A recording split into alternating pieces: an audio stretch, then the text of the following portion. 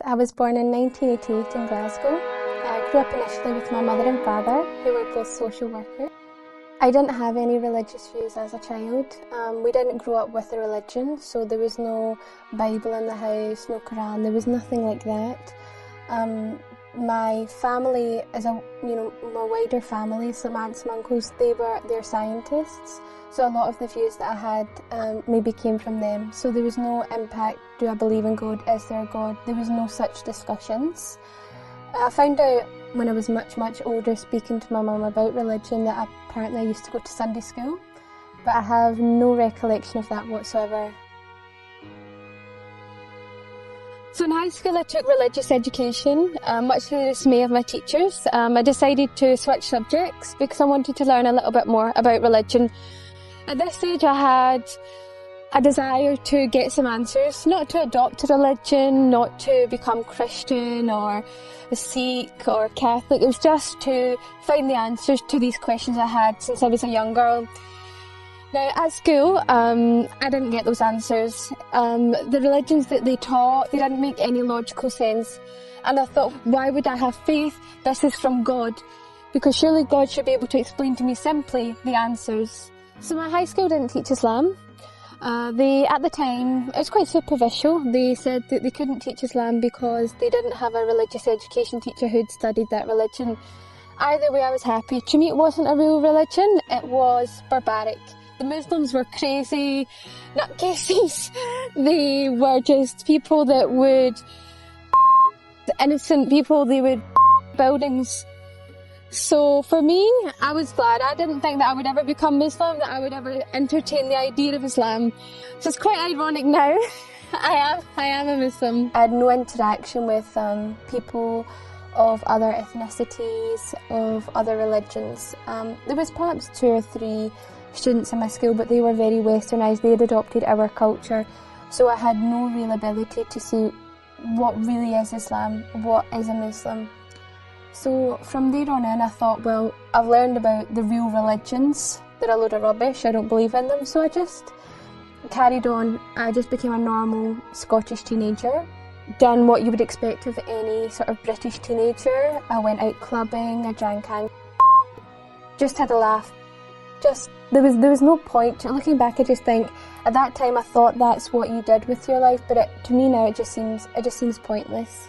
And where my journey into Islam began was in 2005, I started working in a call centre. And in that call centre it was predominantly Pakistani people that were in there that were Muslims. And they were not crazy. They were not anything that I had imagined, that the media had portrayed. And in actual fact, they became my best friends.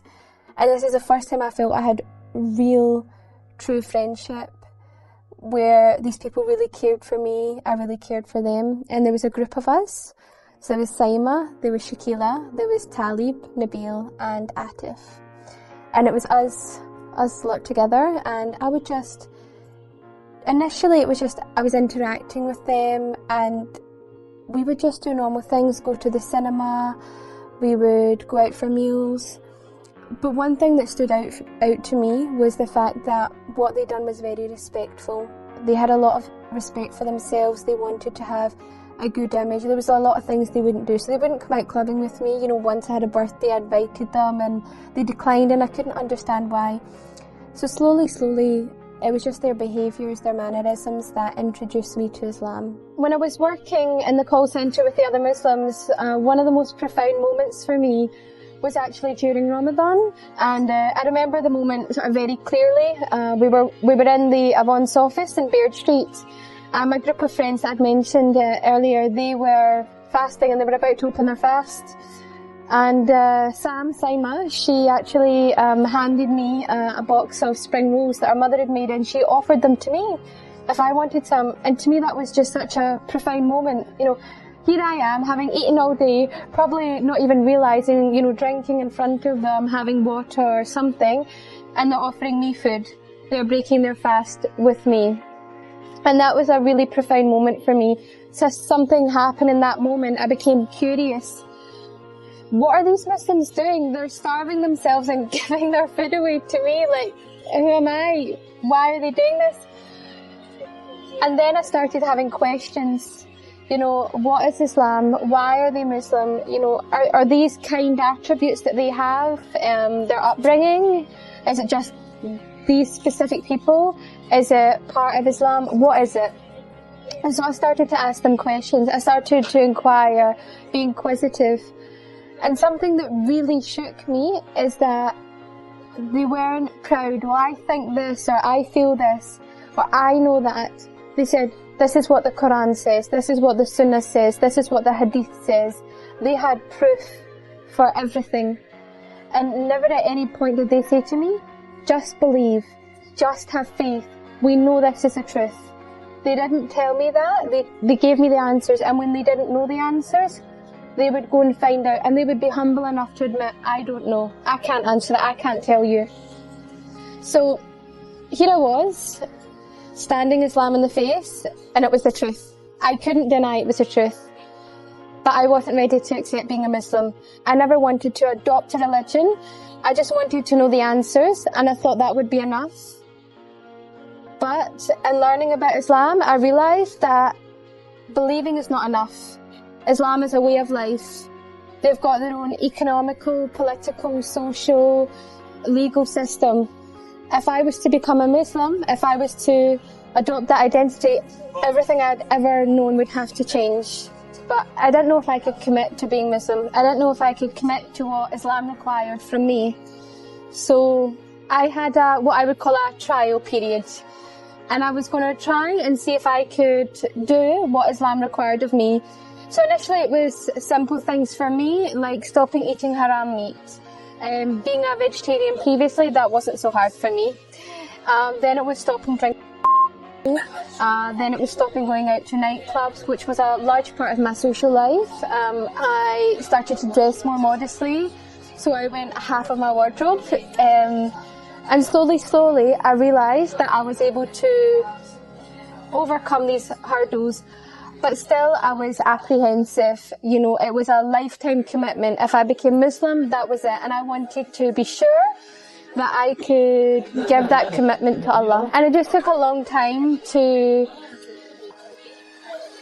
get that courage, to take that leap, to know that I was doing the right thing, and that Allah would see right by me, and that my fears would melt away.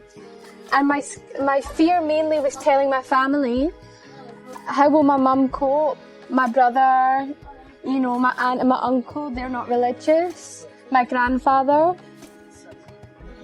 And I think that when you're making such a huge life change, that you will start to imagine them reacting in ways that aren't even within their character, because you're just so scared, because it's such a big change and it's something completely different. So every Sunday, my mum would collect me from work and drive me home. And every Sunday, I would try and muster up the courage. And before I knew it, we were home. And I didn't say anything.